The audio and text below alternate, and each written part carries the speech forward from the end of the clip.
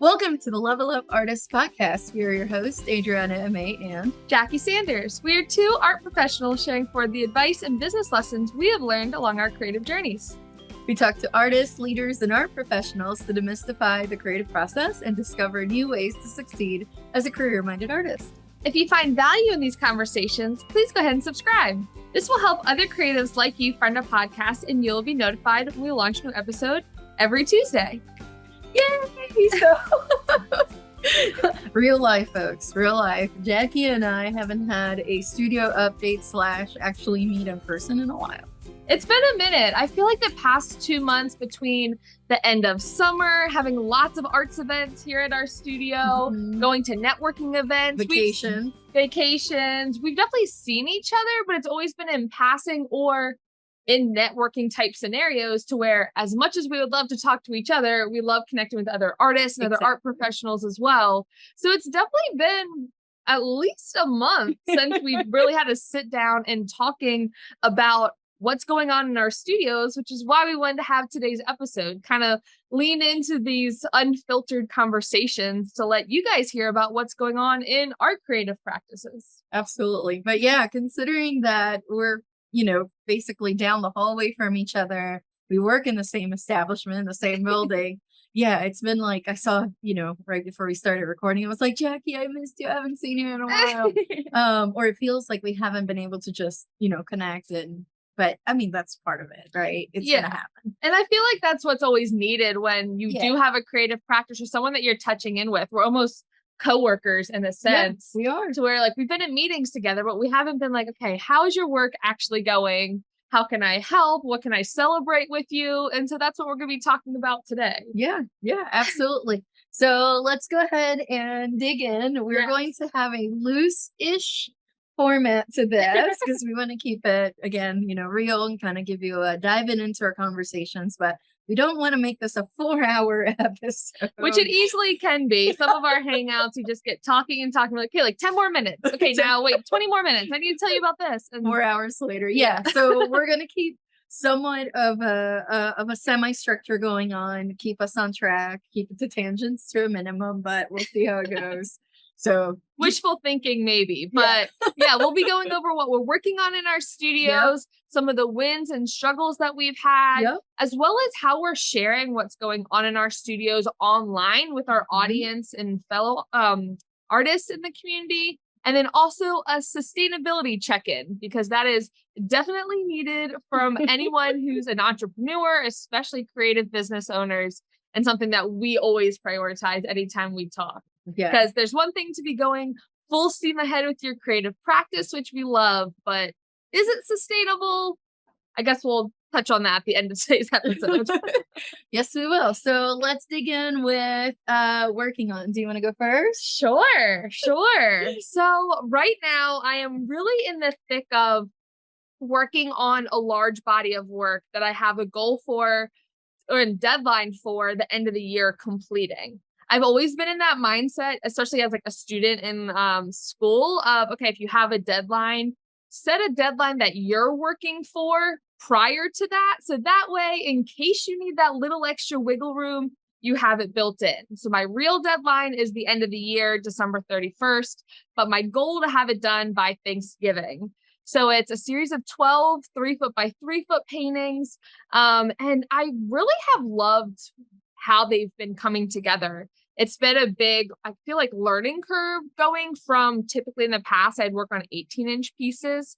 And I had released the video update to my newsletter, which I'll talk about later. But it's really been working on that large scale series.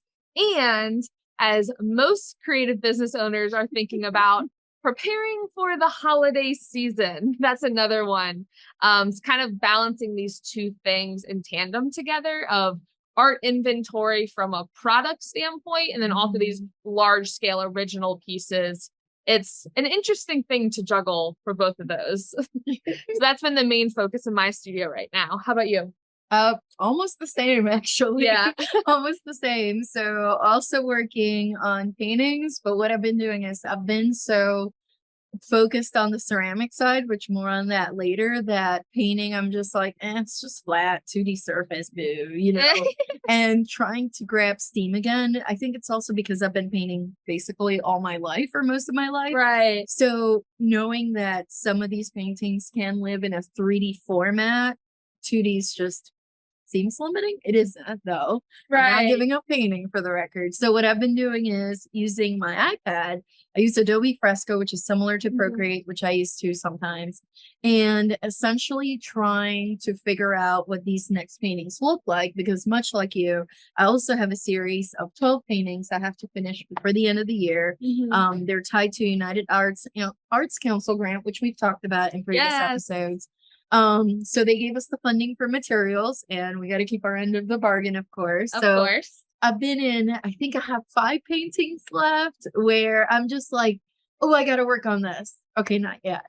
Oh, I got to work on this. Okay, but I got to fire these things first in the kiln, and I just keep pushing it. But I'm basically now using the iPad, which I used to plan some ceramic pieces too, to also figure out paintings, but more on the challenges of making them look together when we talk about wins and struggles. Yeah, and I think that's kind of like a unifying thing for both of us, because we are both balancing art products, side explorations creatively that start as experiments, but now we're like seeing what they become, and this large body of work that at the beginning of the year was our main focus. And it's not that we're veering away from that type of work, but it's in addition to, like, I think that's a big struggle that most artists have at any point in the year, is how do you introduce something that you're super excited about and feel momentum with while also maintaining what you have done, what your collectors are wanting and historically have shown that they want. And how do you balance those two practices at once? Or can you? Do you have to just focus on one, and then when your energy shifts, focus on another? I feel like that's kind of that sustainability balance that at least I'm personally going into struggles. I feel like one of the struggles I'm really dealing with now is almost thinking of your energy and momentum of going in one direction. Sometimes if you're pulled in 5 different directions, it's limiting on how far you can move. But if you were to just direct it, is that easier? I don't know, because it's like we had this episode we did about working bigger or like working larger or smaller. And I think if we were to change our mindset a little bit, it's very similar to where, are you the kind of artist that works better doing a whole bunch of smalls first and then you shift to big and then back to small, but you do it in groupings? Or can you switch between both and work on them at the same time? It's different tools, different scale, different body movements. So I think, honestly, I mean, this is the non-answer. It just depends. Yeah, every artist is going to be different for that one. But you're also making me think of one of the other things I'm working on is actually ornaments. To ornaments or not to ornaments is the big question. That is the question. Yep, because that is straight up a product and it's specific to a season. It doesn't mean that I'm going to make it where it's a little Christmas tree scenario. Oh, dear Lord, no. We're not doing that. But it doesn't have to be specific to the holidays necessarily. Like a few years back, I did some, and they were abstract paintings. Yeah. They had nothing to do with the holidays, really, except that they were on a little slice of, wood and, hang on a tree type thing. So outside of the medium itself, the painting itself had nothing to do with the season. Right. And they sold really well. And people were like, these are different. It's not the usual Christmas stuff. And I was like, yes, that was it. So this year I'm like, do I make something in ceramics and maybe like bisque them, which means it's not double fired, but anyways, and then paint them with acrylics on top? Like I could incorporate both of my mediums into one. Just, the one thing I need to be thinking about that, a month ago, 3 months ago. I should have already. There's still time for those that are listening to this in real time. This episode will come out the beginning of October. And so we always say, ideally, you would start your holiday prep in quarter 3. Like you'd have all of the pieces that you want to sell for the holiday season basically done by the end of September, so that October, November, and December, it's just marketing those pieces, rinse and repeat. Yeah. getting people to purchase them. And basically you already had front ended all the work. Then it's just marketing them, selling them, being excited about the holidays. But the one thing I do like about any type of product, whether it's holiday ornament or any other thing, of the benefit of not making it seasonal in terms of iconography or color is that even for ornaments, like they have those ornament holders. They have them at like Target or Home Goods or Amazon, obviously, and you can buy them in bulk. So basically, rather than having to be on a Christmas tree, it becomes like a little stand and it holds it. It just hangs by the string. I could make one. So then those ceramic. This is the problem with ceramics. It's like I look at things on the store. I can make like, everything. I can make that. I know. Well, have you ever looked at a painting at a store and you go, I can paint that? Well, yes. I mean, depending what it is. Depending. It's like super simple. Yeah. At Target. But that would be a good way to where you could obviously market them as ornaments during the holiday season, maybe have a handful of stands. They can be a year-round item. Right, because I have a few ornaments that I absolutely love that I've purchased that like after the Christmas tree, they then go onto an ornament stand and they just fit on my bookshelf and it's almost like a little hanging sculpture.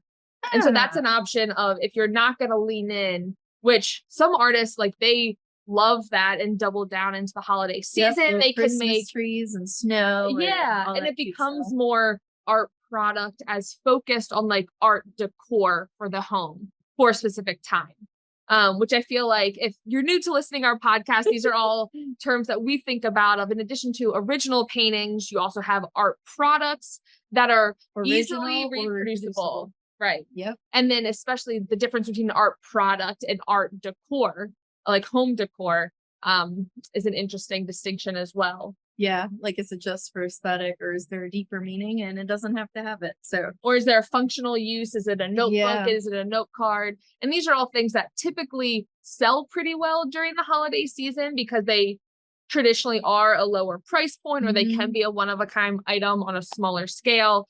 So it's definitely, as the artist and making it, thinking of, okay, what am I going to offer? What am I going to produce? And then what's the timeline for getting that done? Because we all have limited time, that's for sure. We all have the same 24 hours. I don't know how that's even possible, but let's move on then to our wins and struggles. Yes. Did I say that right? Yes, I did. Yes. Wins and struggles. Share some of your wins. That was a struggle that I was starting with, balancing those. But I know we both have wins as well. So I know, but that's like good? hashtag artist life anyways. Yeah. It's always balance is always the struggle. Like one of the struggles we've talked about this before, but I confess to all the time is I can get so hyper focused on the making side. It's not that I don't like admin, the part of it, the business side. I mean, after all, that's where I came from. That's what I did in school. And that's what I did for over 12 years in corporate finance. It was the admin side. Yeah. And I actually enjoy it. However, see, this is where we're opposite and why we make such good partners in this podcast endeavor that we have. Well, and in business in general and keeping ourselves accountable, I can get so hyper focused on the making part that I'm like, oh yeah, I got to send this email or newsletter or whatever.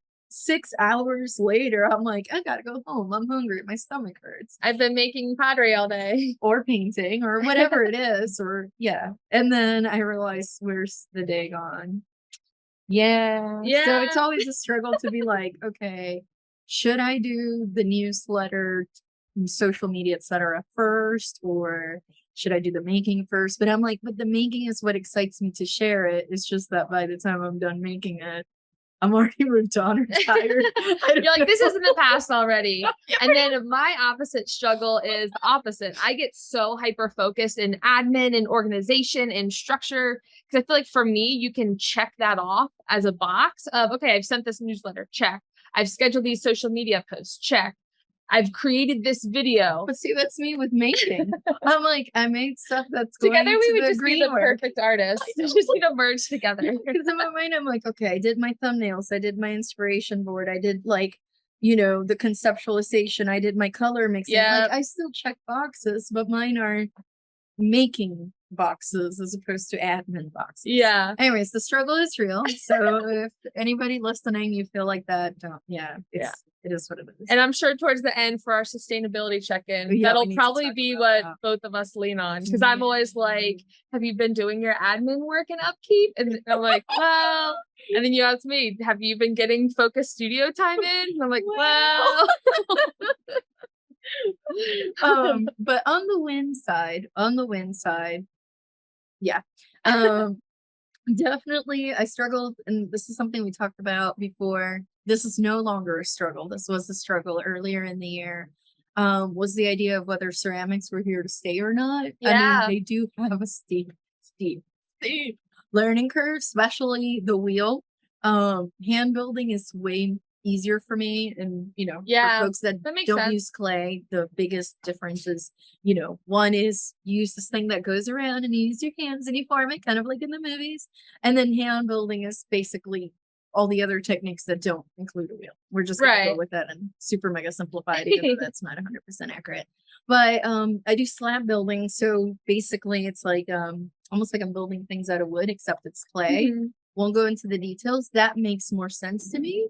And it was a struggle to think of it 3D for the longest time, and now it's making more sense as to how to conceptualize it and see something in 3 dimensions. So that's a win. I'm also starting to see the work become more cohesive with the rest of my body of work. Yeah. And a lot of that has to do with being conscious. So this is a win. It's a struggle turned win.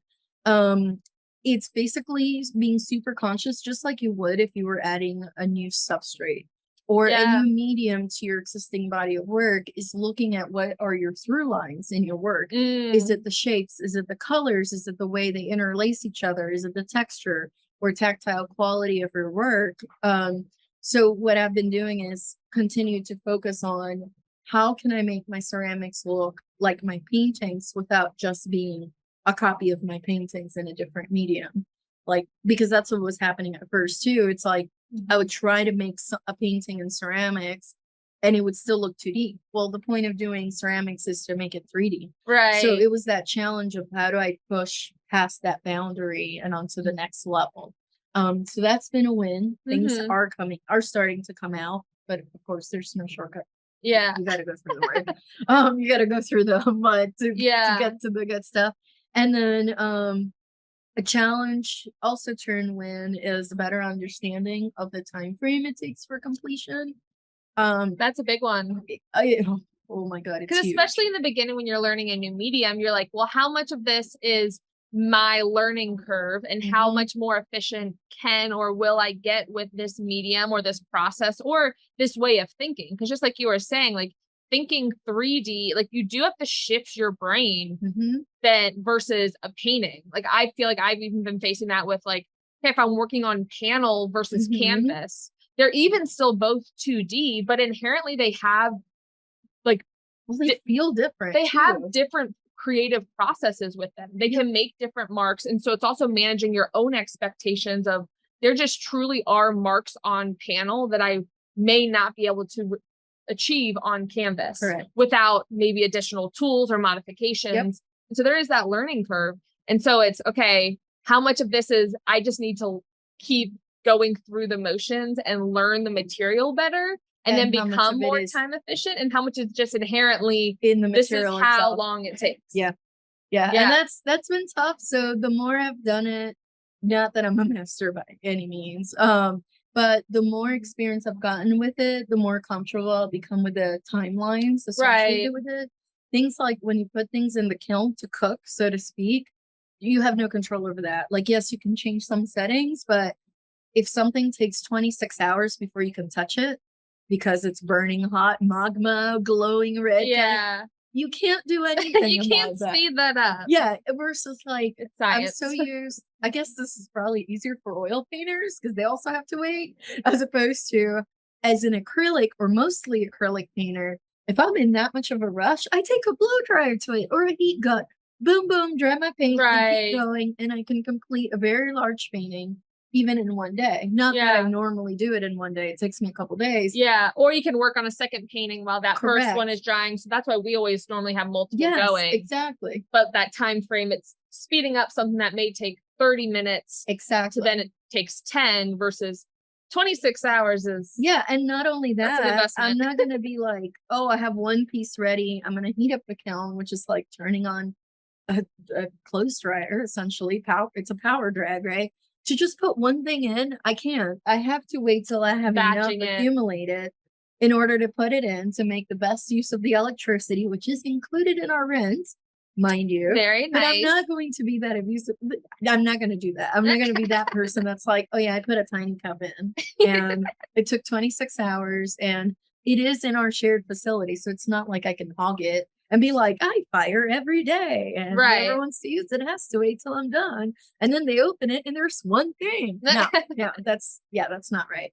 So it's that Yeah. challenge too of not just how long each thing takes. It's the fact I have to wait till they accumulate before I can move them through the big process tree of steps that they have to go.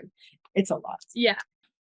But before I keep going down the ceramics rabbit hole, which is deep and long and it just keeps going forever, let me ask you, as we talk about wins and struggles, the next one that I have kind of goes into a little bit of the online stuff. So before I go down that other rabbit hole, let me ask you, do you have another win or struggle you want to talk about? Yeah, I feel like the biggest win that I've had recently is really being able to, as weird as it sounds for being an artist, but a win for me would be being able to embrace my creative process, which doesn't always come easy for me. As we said, I love the admin side of things. I love marketing material. It's what I do for my day job, but really being able to be present in my creative practice has been probably my biggest win. I feel like I'm finding momentum with the large scale pieces, really finding those unifying factors between my art products, my smaller pieces, and my large pieces now. And I think that's largely contributed to one, relaying out my studio gallery wall because I felt like I had old pieces from a previous series that I was constantly looking at. And so the color palette was different. And so it was almost jarring to try to get into a new headspace. Kind of like how you were saying with your pottery of like, is this just an experiment? Because you look around your studio and there's no ceramics except for right here. But as you, I feel like, gain momentum with the visual in your pieces or color palette, then being surrounded by those colors make it, I don't know, it just feels more holistic and it's easier to get your brain in that mindset as well. So I relayed out my gallery wall, which was awesome. And now like the pieces I'm making are within that same series. And the other thing, which does kind of borderline into online presence, is I have been doing more GoPro video of my studio practice rather than leaning on like Instagram stories or even like in real time doing reels or videos or posts. So a lot of my posts I do schedule in advance, either like the week of or 2 weeks of. And so there's a slight disconnect sometimes, but it's not super huge. It's not like I'm planning 6 months in advance. No. But I'm able to then stay present in my creative practice because for me, I feel like it's very different mindsets of creating content for social media where you're almost like performing, even if you're like writing or doing a sketch, if you're doing color swatches, you're still like aware of where the camera is, aware of your angles, photographing. And so that's a very different mindset than truly being in your creative practice. So kind of streamlining those aspects of the Candid online camera. presence. Yeah, is having a GoPro that's time lapsed. And I'll just do that at the beginning of a session. Maybe I'll move it once or twice, but because that's become a default part of my painting practice, obviously GoPro has way more memory than my phone does. I can still have headphones listening to a podcast or to music because that was the other struggle. If you're recording on your phone, you can't use your phone to listen to music. Or somebody calls you. Or someone calls you. Yeah. And so really investing in a GoPro has been super awesome. And then rather than doing lots of little updates on social media. I've been starting at the beginning of this year implementing making larger studio update videos, and I actually host them on YouTube. I share them on my newsletter. And my goal was to do them every month. I very quickly realized that is not sustainable. Or like there might not be enough reported progress made, maybe eventually. Because my And it could be a mindset thing. right, for sure. But I think for me, especially understanding of the best use of my energy and time, could I make a monthly video? Absolutely. But given the multiple things I'm juggling right now, like I'm choosing to, they're essentially becoming quarterly updates, which I like the feeling of that. That feels very sustainable. And it obviously then gives me more content to work with when I'm putting the videos together. So that's definitely been a huge win, an admin win, and sustainability win, but also it's then allowing me to be more into my creative practice. Yeah. Yeah. I So like how about that. you? What's your borderline Well, online presence win and struggle? I have a video on, but I'll leave that for after this one. So I feel like my borderline win slash online part actually has to do with figuring out pre-orders. Yay! Oh yeah. So I've never been a pre-order kind of person. I think of them almost as commissions. Actually, they technically are commissions. But with the biggest difference, I feel like it's not just like a blank form that people fill out. This is what I want, and then you have nothing to go from.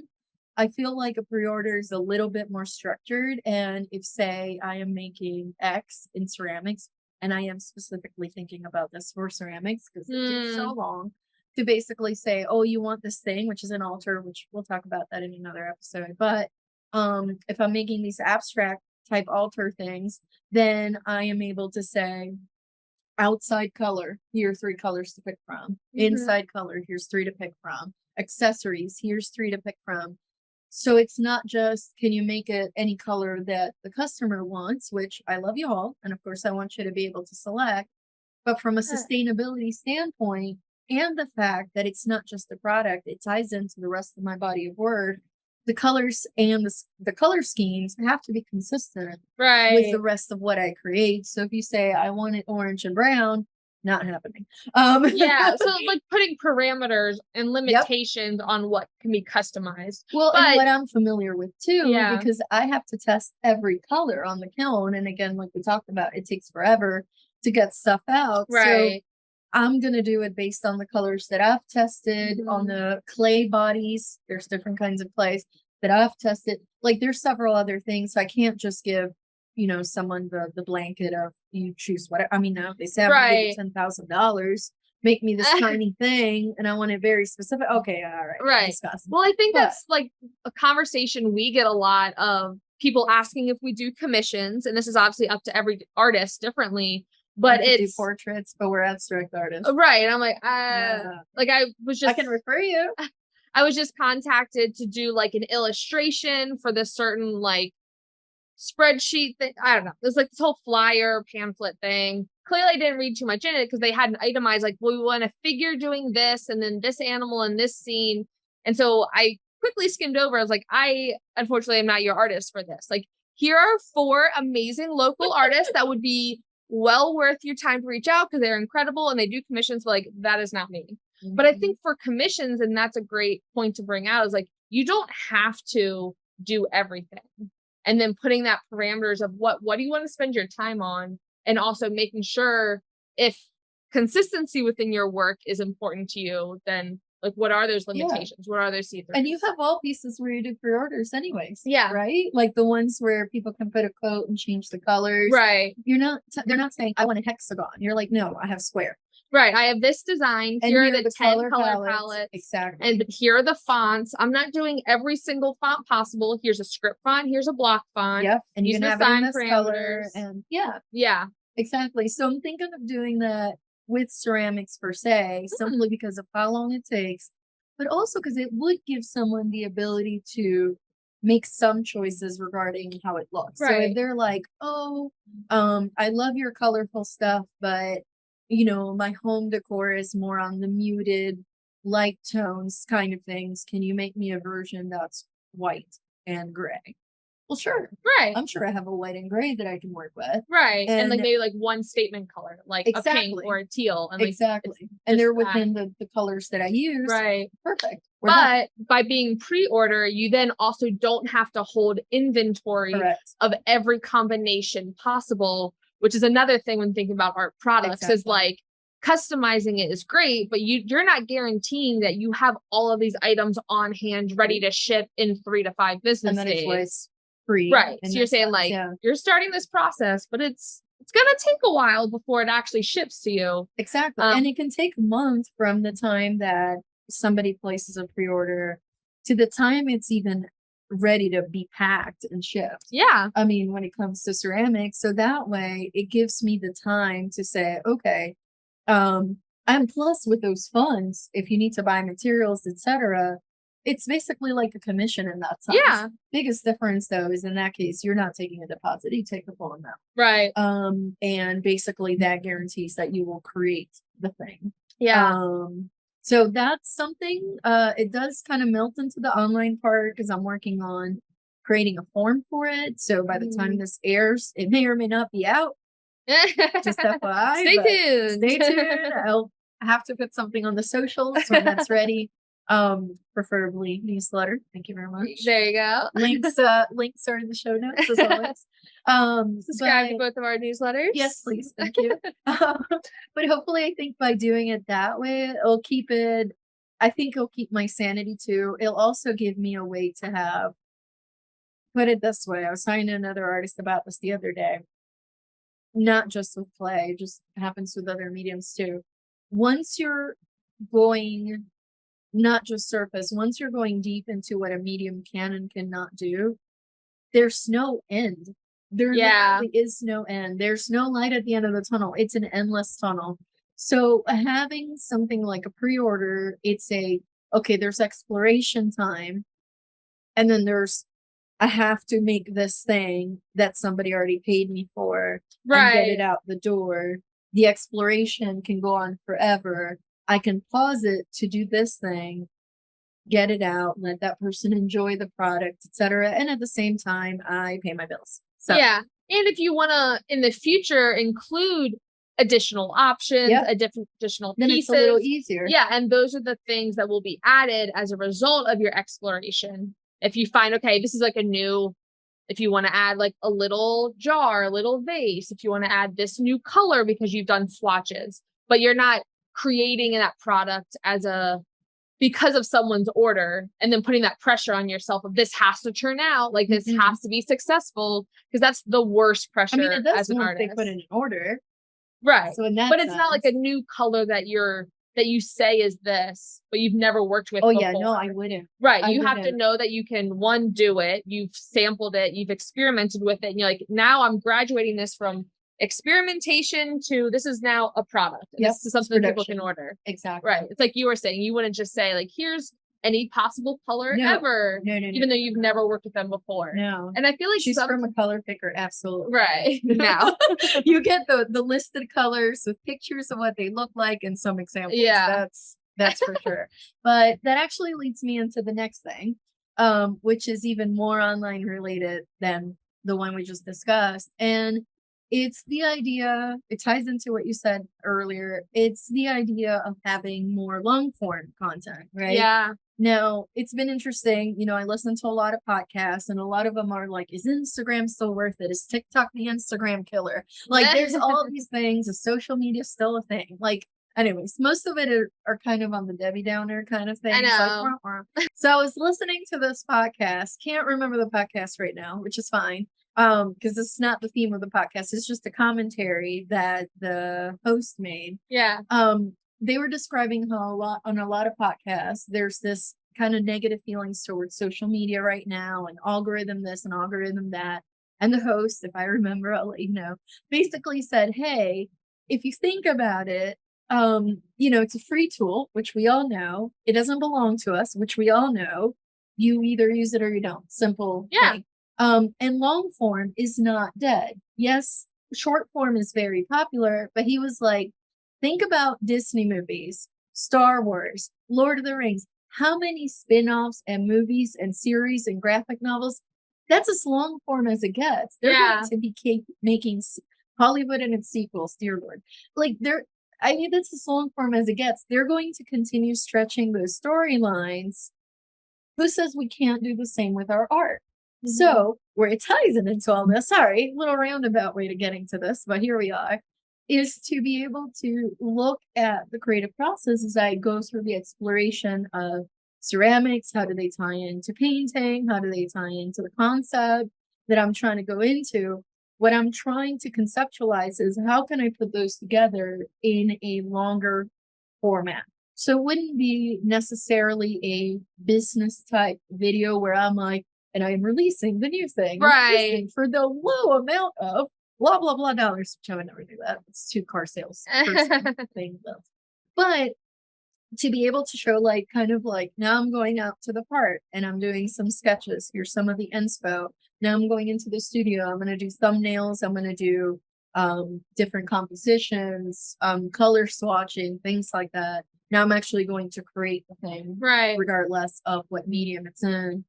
I've been thinking about how can I create that, but again, kind of like what you said before, without making it this giant production, because I'm not interested in making, like, I watched some YouTube vloggers and I've heard them being interviewed and they're like, oh yeah, out of my 40-hour like work week, 20 hours is making videos for YouTube. And I'm like, yeah, I have too much stuff to do and to dedicate that. And I think that's where the fine line is with, as business owners, as entrepreneurs, social media, long form video, short form video, photos, marketing in general is such an important asset. But it's also like jokingly, like I'll be making like some short term video and someone will, I forget like the comments some people say, but like, I'm not trying to be an influencer. Like, I'm not trying to get like brand deals, but I'm like sharing my creative process. And so it's the quote that's always stuck with me. It's taking that pressure off of creating digital content. And you have to make 5 videos a day and post at these times and get these hashtags and be trending and use viral sounds. And like all of those have a time and place. But for me, like whenever I get overwhelmed and someone who does work in digital marketing, it's my mindset is just document your process, document what you're doing. And even if you do it for no one else, document it for your future self. Like, what are you working on right now? What are your thoughts right now about your work? What does your creative process look like? Were you going out to the park once a week? And wanting to almost document that for like, I always think of future nostalgia, almost like, oh my goodness, remember those times where we had a studio at Art Space and we would spend the mornings in this coffee shop and then we would walk down the street and do this? And like almost creating that future thing that you can be nostalgic about, if that makes sense. And currently in present day, it gives your collectors a glimpse into who you are, what you value, what your creative space looks like. Visitors feel more comfortable because they feel already familiar. They see when you put up this bookshelf, they see these experiments in process. And that's such the powerful part of marketing, is that storytelling. But it is a fine line of you're not, or we currently are not looking to be like influencers. We're not trying to be quote unquote like YouTube stars, YouTubers, live streamers. It's like, so it is kind of that push and pull of using it effectively as a tool for your business with also keeping an eye on what the end goal is. Yeah. Like the end goal isn't to spend 30 hours a week, every single week on creating YouTube. content. Right. No, it's almost like as artists, one of the best parts about our job is our process is content. Yeah. Versus like, say someone is a lifestyle influencer and they're having shots and videos of themselves taken walking to downtown, going shopping, eating food, because they're not making a thing. Right. We make things. Yeah. Right. And our process, meaning and love and all the things, but the process for a lot of people, it's almost magical. They're like, how'd you take this lump of clay? How'd you take this empty piece of wood or canvas and made this thing that now brings me joy and respite and like all these emotions and what, or even just decor, you know, whatever the reason is for you, but we made it out of quote unquote nothing. And the process and product itself is inherently sparks the curiosity for other people, which is a super empowering place to come in. And so for documenting that, it can sometimes, when you feel overwhelmed, reminding ourselves of it's the simplest kind of reminding ourselves that it's the simplest things that really are the things that people want to learn about. They want to see how you, I don't know, swatch colors, experiment, play with materials. And that's the fun and interesting part of it. So it's funny that you are diving into long form content too, because like I said earlier, I feel like for me, that's been what I have found to be the most sustainable way of still sharing my process, not getting caught in that treadmill of go, create content just for social media. Right. And so it's shifting that mindset of this is just a way to communicate what I'm currently doing in the studio. Yeah. I just had a mindset moment as we're talking about it. I think we should treat the content as a byproduct of our making. Yeah. What? Yeah. So not make content to make it, not just document it, which is true, but almost treat it like a byproduct in a positive way. Also, if you're making long form, it's easier to cut that up and make short form out of the long form. Yeah. And use the short form content. With this, we're talking like under 90-second type videos. They can act almost as the trailers for the long form. Yeah. That's that next step that I haven't taken yet is like, now I have all this time lapse footage from basically over the summer, and you can splice that up and export it as quick reels, put audio on top of it. But those are all just individual elements that make up the long form video. And then for anyone that may have not seen that video, if you're not on my newsletter, go ahead and subscribe to that. But it is on my YouTube video as well, to where I basically will then at the end of the recording session, let's say it's 3 months or 4 months, then write out a script, talk about my process, and like basically summarize what have I been working on, what have I been thinking about, what have I been exploring. So it's a voiceover. Like I welcome them in and then I have like an outro, but then all in the middle, it's a voiceover of just then, oh, let me get a time lapse video of me exploring with color. Okay, put that in. Let me get a time lapse of the sunset that I took when I was on vacation for a week. But I'm talking about the Sunrise series and how this non-studio event inspired this part of my creative process. And so then you're kind of just like playing a puzzle piece, putting everything together. It's all puzzle pieces. All puzzle pieces. But before we wrap up, let's go ahead and do the most important part of any of our check-ins, and that's our sustainability check-in. So sustainability wise, how are you feeling?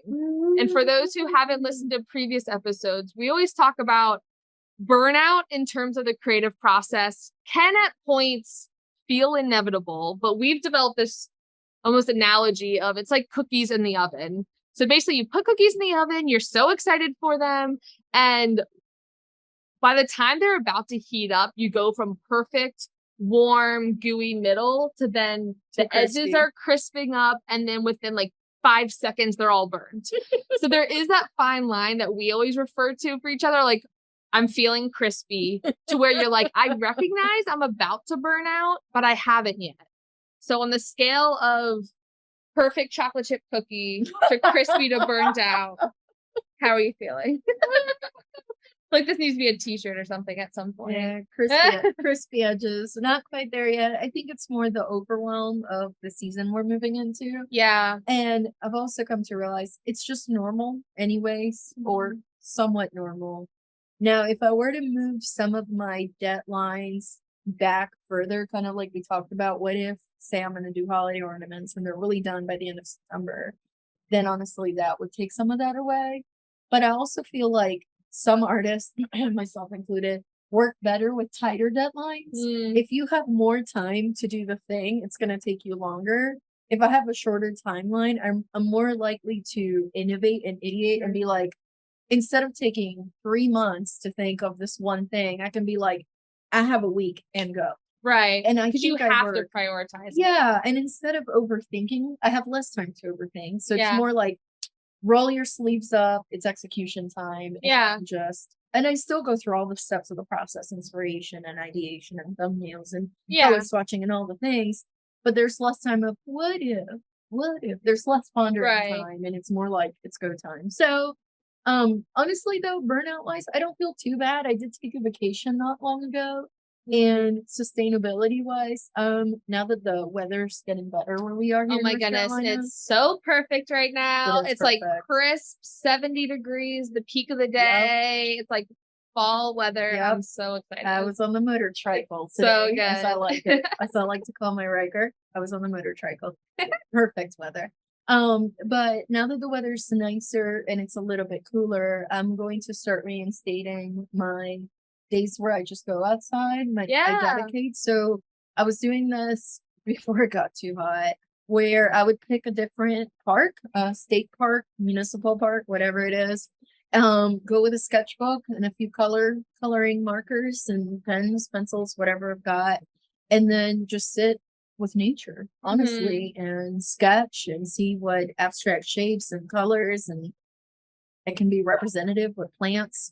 Anything that's calling out to me, sketch that out, and that in turn generates ideas for new painting and new work coming. So it's a way for me to stop as well, the make, create, do, business, and just be like, okay, pause. Yeah. Like, don't take the same ideas and squeeze them to the death. Instead, grab new elements and keep adding to this, pot of inspiration, and new things keep generating. So I haven't had in a long time a creative burnout in terms of no ideas of what to make. Right. Usually my problem is too many ideas of what to make and not enough time. Yeah. But I'll burn out in terms of making and be like in the studio 11, 12 hours. Yeah. And then my body hurts. And it's like, yeah, it's a bit that. Yeah. Understandable. Yeah. So working those back in, I think will help with, kind of getting reorganized and also adding a little more structure to my week and making it like a specific fixed point in which I do that. And then that in turn, I can build other things around it. Yeah. I think that's awesome. I think definitely the apprehension of the season coming up is definitely something I'm feeling as well. Sustainability wise, I feel great, probably too relaxed. I feel like I almost need to have one of those gut check moments of, okay, I need to like rev up the engine a little bit, especially in terms of studio time. So I have been traveling a lot, especially with the end of summer, beginning of fall. I've had a handful of family trips, beach trips that I've been going to.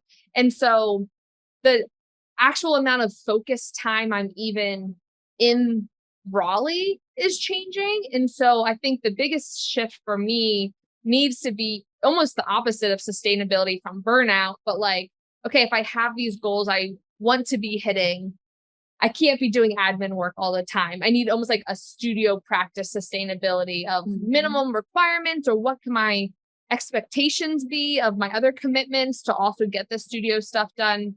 And so especially when I'm in Raleigh, making sure that I'm getting the amount of studio time that I need in order to get my goals completed. So a great problem to have. And I think especially having my daily drawing series while I'm traveling has been the best thing in terms of sustainability. This is a series that I did back in 2020, and I did it again this year in 2022 of one drawing every single day. And so, especially with traveling, that's helped my creative practice stay sustainable because I've still been developing ideas, and every single day showing up for my creative practice, documenting a thought, documenting an idea, whether it's a sketch, whether it's a color scheme, whether it's a journal entry, that's a concept I want to bring into the work. And so even if I'm not physically in the studio, it's still something that no matter where I am, I can bring with me to then fuel my creative practice when I get back in here. So the apprehension, yeah, it's a lot, but the holiday season is coming up, which will mean a lot of time in the studio, having a lot of visitors in the studio. So now it's kind of that, okay, final checklist of what are things my future self are going to wish I did right now? Like there's still time to get things done. I just ordered like postcards that have an artist bio on them so collectors can learn more about me, learn how to stay connected. So what are those things that like, man, I really wish I had this, or things last year I wish I had, but I haven't made yet. It's a lot. It is, which I think that'll be maybe a future episode going into next year of almost doing a reverse looking back of what are those things you wish you had done during Q3, Q4, the How to last keep few track, months. yeah. And then how do you document that and prepare for the next year? Because I feel like a lot of the time at the end of the year, if you're doing a big push in terms of sales or holiday market, or even just a series that you want to complete, I mean, even end of the year goals, not art related, you kind of have this end of the year push, and then it's maybe some recovery time in the beginning of the year. Unfortunately, so much so that you then don't do the work that would help you avoid that in the following year. Exactly. It becomes that vicious cycle. It kind of everything keeps delaying. Yeah. It's like, uh-oh. Yeah. Time But compressors. But it's okay. It's okay. We'll keep each other in check. I hope Yes. you're all keeping each other in check, you know. Talk to your artist friends or other art lovers and check in, especially in the busiest part of the season. Support your artists, of course. But yeah, and if you have any fun holiday markets that you're doing or art products that you are excited about sharing, go ahead and tag us. If you're on Instagram, we're at Level Up Artist, and we would love to see what you guys are working on this holiday season. Sustainability practices that you're putting into place and fun things you're doing around the studio, because I know we could all use that bright light during the holiday times. we definitely can. But we'll go ahead and wrap it up here. We're so glad you joined us in our studio update. As always, both of our blogs will be linked in today's show notes. We can find links to all of our other podcast episodes. Stay connected with us in between episodes. We'd love to hear from you. I'm at Made Art across all platforms. And I'm at J Sanders Studio on all platforms. And if you want to follow the podcast, as I just said, we are at Level Up Artists on Instagram. Thank you so much for listening. We'll talk to you next week.